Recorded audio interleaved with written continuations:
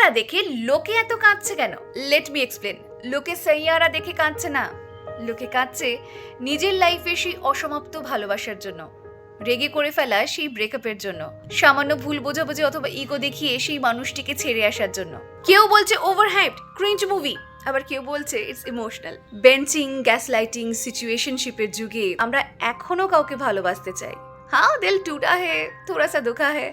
তাই অনেক সময় আমরা বলে দিই যে আই অ্যাম ডান, একটু স্টার্ট গেড়িয়ে দেখিয়ে বলি এই ভালোবাসা আমার দ্বারা হবে না। বাট ডিপ ইনসাইড আমরা সবাই একটা ক্রিশ কাপুরের মতো মানুষ চাই, যারা আমাদের বিনা কিছু বলে আমাদের মনের কথা বুঝে যাবে। আমরা সবাই বানি বাত্রার মতো কাউকে চাই, যারা সারা জীবন নো ম্যাটার হোয়াট, যে কোনো সিচুয়েশনে আমাদের পাশে থাকবে। আমরা মনে করি যে ভালোবাসা আমাদের ডিস্ট্র্যাক্ট করে, ওয়্যারাজ ভালোবাসা তোমাকে একজন বেটার মানুষ হতে সাহায্য করে। কালকে জেনারেশন হোক অথবা আজকের, ভালোবাসা এখনো সেম আছে। বাকি আশিকি টু যে হ্যাপি এন্ডিং এর জন্য আমরা এক যুগ অপেক্ষা করেছিলাম, সাইয়ারা যেন তারই উত্তর।